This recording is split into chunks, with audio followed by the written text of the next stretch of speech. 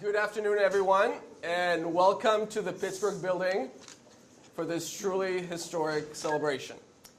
Before we hear from our provost, I'd like to take a moment to introduce Dr. Rebecca Doerge, although many of you already know her dedication to our RPI community.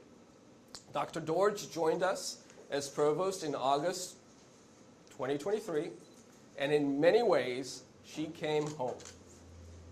A native of upstate New York and a first-generation college student, Provost Doerge understands firsthand how education is a pathway to leadership. Her academic journey took her from theoretical mathematics to a Ph.D. in statistics and postdoctoral work in biology. Before joining RPI, she served as the Glenn DeVries Dean of the Mellon College of Science at Carnegie Mellon University, where she launched pioneering initiatives bringing together science and technology.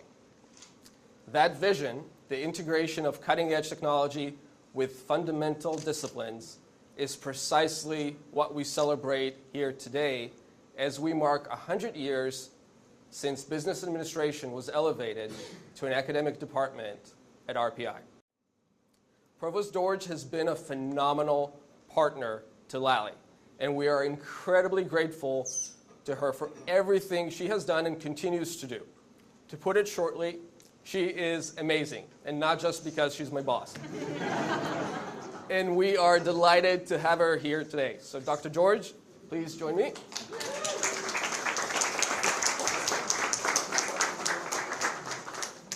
don't think there's anything left to say. I don't know. I hope I don't disappoint you. My name's Rebecca Doerge.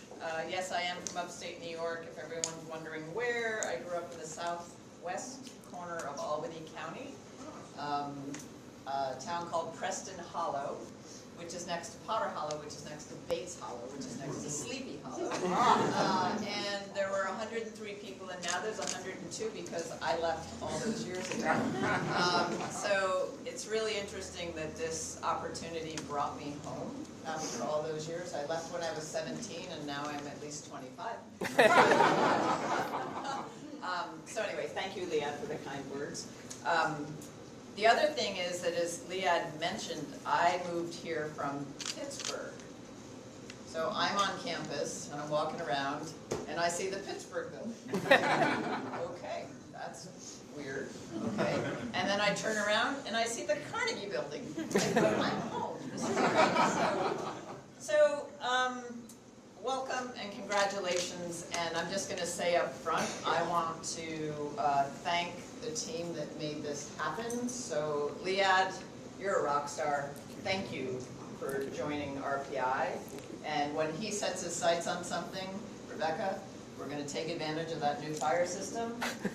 And he finished, I'm not sure on budget, but he finished on time. We won't speak of that. And I saw Rob Carney here somewhere. Where are you? The facilities guy. Eileen, our CFO.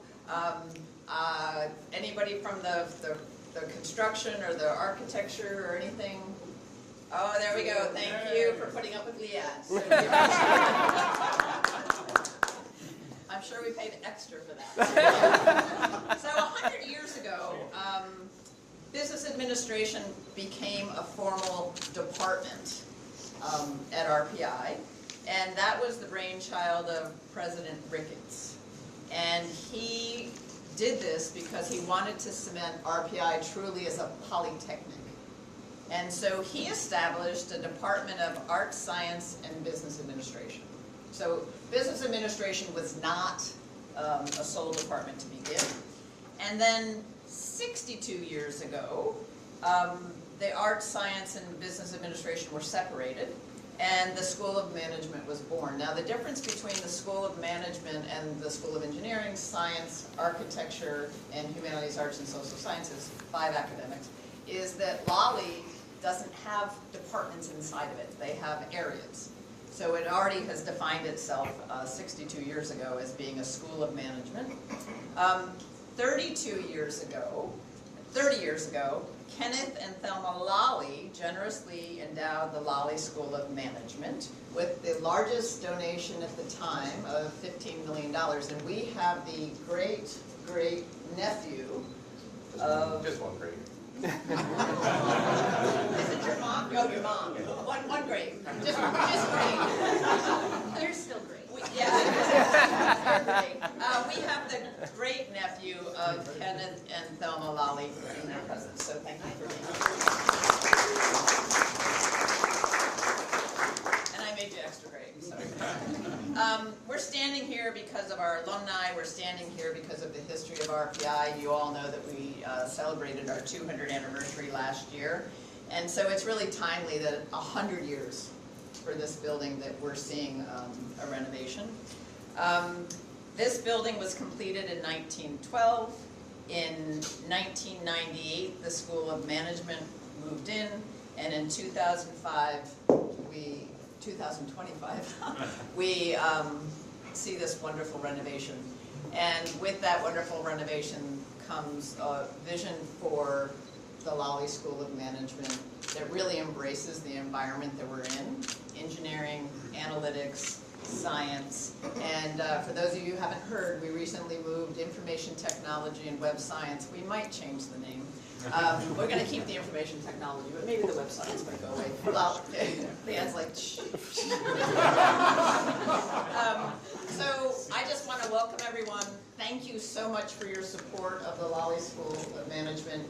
Students, raise your hands, because thank you very much for being here on a Saturday afternoon. We appreciate it. I enjoyed meeting you guys.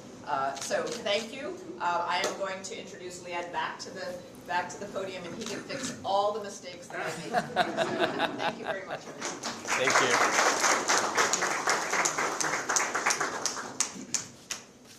All right. So I want to point out that today we're celebrating not just 100 years since business administration was elevated to a department, we're also celebrating the reopening of this building, this 113-year-old building. Welcome back. Our story, though, does not begin in 1925 or 1902. It begins on a November day in 1824 when Van Rensselaer wrote his founding letter to Reverend Samuel Blatchford, who was our first president. And in that letter, he articulated a vision for a revolutionary institute, a school at the time. He established that school for the purpose of instructing persons who may choose to apply themselves in the application of science to the common purposes of life. That's the quote we all know, right? But there's more to it. He went on to say that this school would train instructors in practical knowledge, agriculture, domestic economy, the arts, manufacturers, and again I quote, with its application to the business of living. Right? The business of living. And think about what that meant back in 1824, when other institutions trained gentlemen in classical languages and abstract philosophy. Rensselaer envisioned something different, an education that would be equally within the reach of all, teaching the sons and daughters of farmers and mechanics how to apply scientific knowledge to solve real problems, build real enterprises, and improve real lives.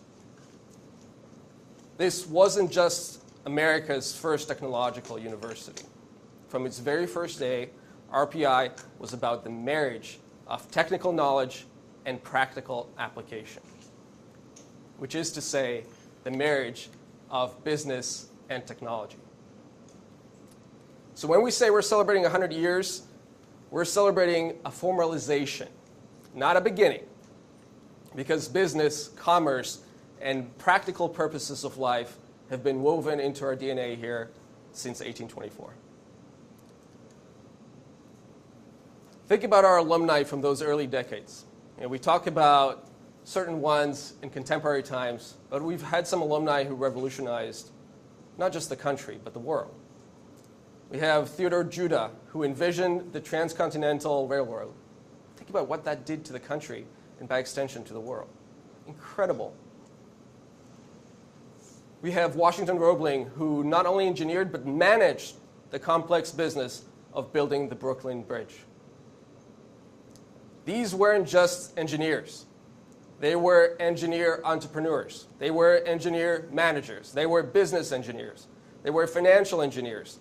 They were marketing engineers. They were engineer leaders who understood that technical brilliance means little without the ability to finance it, to manage it, to market it, to scale it, to bring it to the market. So when President John Winslow, who was our 5th president and the first non-pastor president, who was a businessman, not an engineer, a financier, when he re-emphasized business education at RPI in 1865, about 40 years after our founding, he wasn't doing something new. He was just continuing what we had at the start.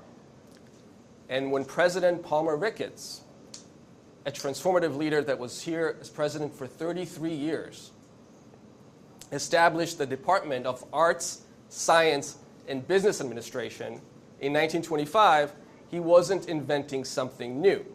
He was giving formal recognition to what has always been here. Now, President Ricketts also extended the number of degree programs 6-fold, and the number of students 9-fold, to nearly 2,000 students. He was responsible for this colonial revival buildings that we love around campus. And he was somewhat of a historian. There are 3 editions of the history book he wrote about Rensselaer.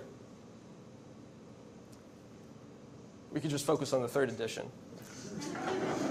And in 1933, when those degree programs came to be, if you look in his history book at the curricula of those degree programs, and I'm talking about metallurgical engineering, aeronautical engineering, mechanical engineering, even architecture that came in 1929, thereabouts, they all had business administration courses in them as part of their curricula. This is not something new here, all right? And the degree in arts, science, and business administration that was formalized in 1925 had another innovation. So Rensselaer, we didn't just create experiential learning in 1824. In 1925, when we formalized the degree of business administration, we also required that a substantial portion of the degree be spent working in approved organizations, showcasing that experiential learning, those co-ops, those internships that date all the way centuries ago. All right? Those are not new here.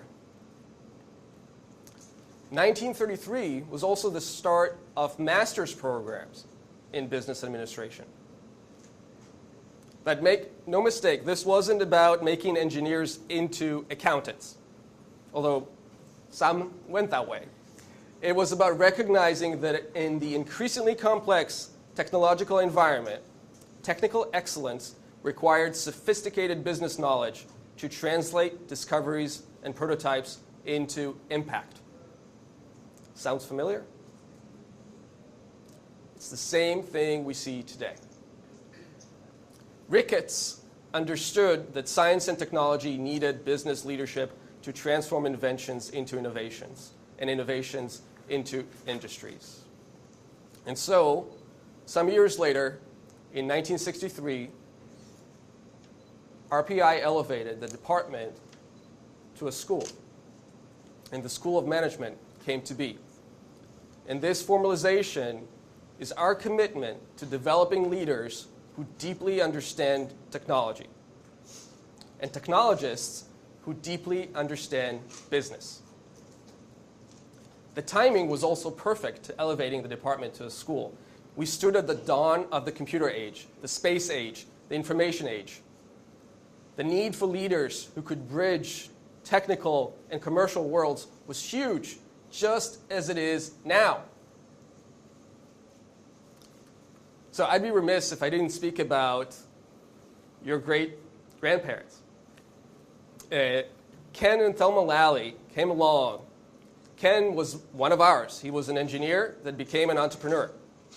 In 1964, he purchased the historic W&L.E. Gurley Company, a Troy manufacturer of precision instruments that was struggling financially. He was what's called an ETA, entrepreneur through acquisition. Ken's leadership not only saved this 112-year-old company, but it made it thrive. And in 1968, he sold it to Teledyne Corporation and served as president of that corporation, Teledyne Gurley, until his retirement in 1980. Ken Lally knew firsthand what we teach, that managing technology requires a unique combination of technical depth and business acumen. That's why Ken and Thelma committed $15 million in 1995, then the largest single gift in RPI's history, to name our school and to ensure that we could become, in their words, the best of breed. Then the Ken and Thelma Lally School of Management was born from their vision, from those who lived our mission. And that's what brings us to this magnificent building. Some of you have been able to take a tour around. In 1909, at a midwinter alumni dinner in Pittsburgh, our alumni did something extraordinary. They pledged $125,000, 1909. That was a staggering sum. To build an administration building for RPI. And Wilkins, an architect, class of 1879, designed it and donated the architectural services. When this building opened in 1912, it was the heart of the university. The president's office was here. The library was here. A geological museum was here. And there are so many stories woven into this. With the Geological Museum, there's a story of a faculty member who was a student as well and walked a couple hundred miles to get here from the East Coast because he couldn't afford a bus ride when he was a student. It's just incredible stories that fill this building. And on the 5th floor, there was a grand assembly hall that hosted everything from faculty meetings to social events. Now, there's also this piece of history that says that Ricketts passed away in his office. Thankfully, it wasn't in this building. It was in the Ricketts building. Now, for decades, the major decisions that shaped this institution were nonetheless made within these walls. Right? In 1998, these walls were finally renovated. Major renovation thanks to Lally's generosity. And this building, with a combination of a $5 million gift from the Lallys and $2.5 million from other alumni, came together to add a whole section to the back of the building on each and every floor. A huge renovation.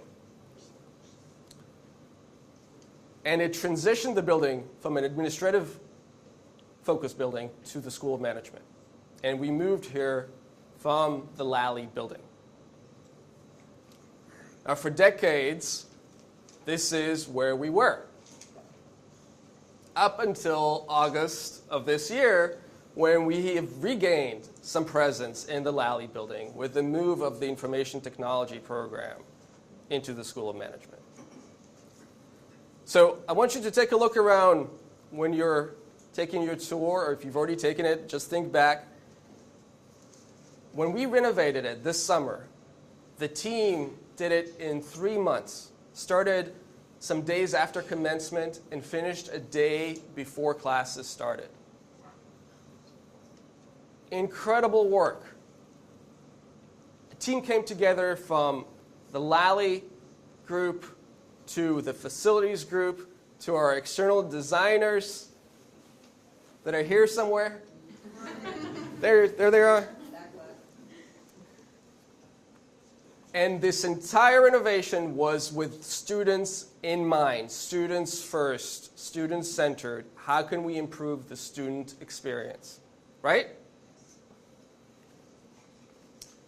That includes a financial markets research lab that has 12 Bloomberg terminals.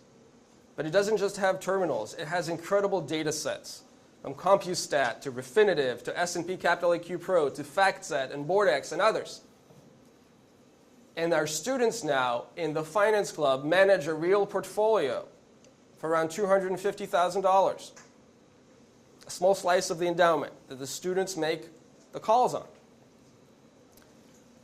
We have a behavioral research lab that's equipped with cutting-edge eye tracking technology that can track all the way to the fine movements of the pupils when they experience stress or when they browse a website or an app.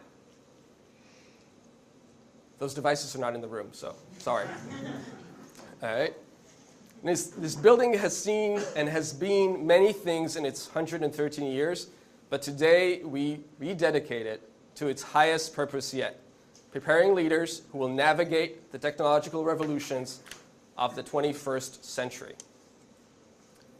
And this is what defines us. We don't just teach business and technology as separate subjects, we teach them as inseparable dimensions of the same challenge. Our students don't just study financial markets, they use cutting-edge technology and data to analyze them in real time, to understand risk, to understand how advanced technology influences finance. Where else do you have access to this infrastructure, to a quantum computer, to a supercomputer, to the Bloomberg terminals, to all these data sets together? Where else do you have access to so many living alumni who are incredibly successful and can be your mentors? The ratio of our expenditures on technology on a per-student basis is unmatched, and the ratio of our living successful alumni on a per-student basis is unmatched. This is not me just saying it. There are empirical studies that show that RPI is first among private universities in advancing graduates over their lifetime through the income distribution. Right? Our students engage in consulting projects now and can do so as soon as they get here, as soon as they start, through the Rensselaer Consulting Club. We have a Women in Business Club.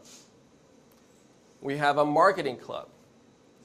Right? These are all clubs that our students decided to form on their own with our support.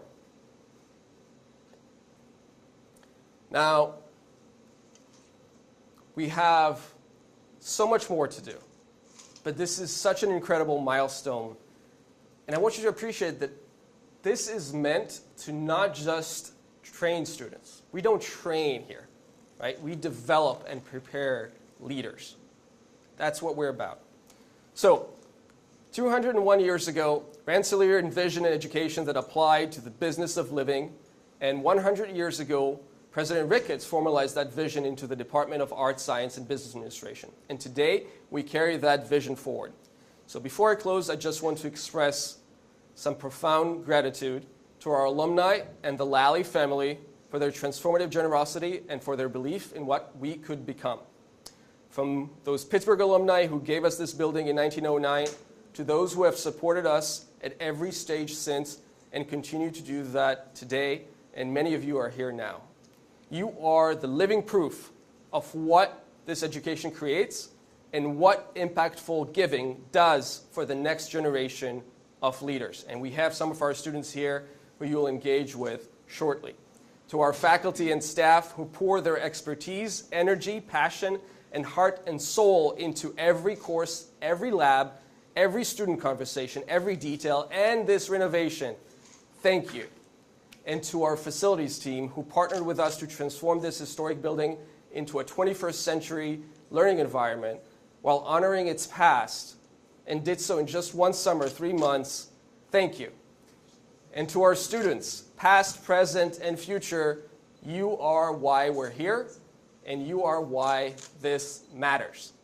So here's to the next 100 years of business at RPI and at the Lally School of Management. Here's to the students who will walk this building and change the world. Thank you and welcome to the Pittsburgh Building.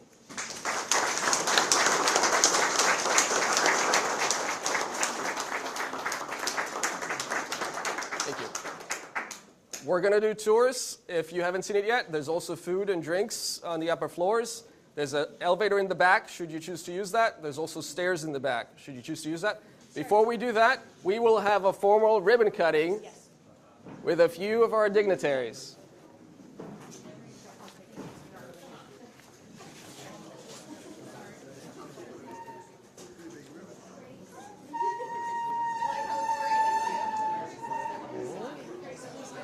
Hey, Rafi, would you mind holding it? Thank you. Cutting with Liad. Victoria has your scissors. Hey, don't cut me. You guys need to be in front of the stairs. Rebecca, you too? Do you have the scissors for you? Do we have one for Rebecca? Yes. All right, get your scissors. All right, In the center. Go behind. In the center. Yep. All right, On the stairs. Pick up your name tag. all right. Edgar. All right. Are we all set? Look at the camera. Look smart. All right. We're going to say Pittsburgh and Pittsburgh.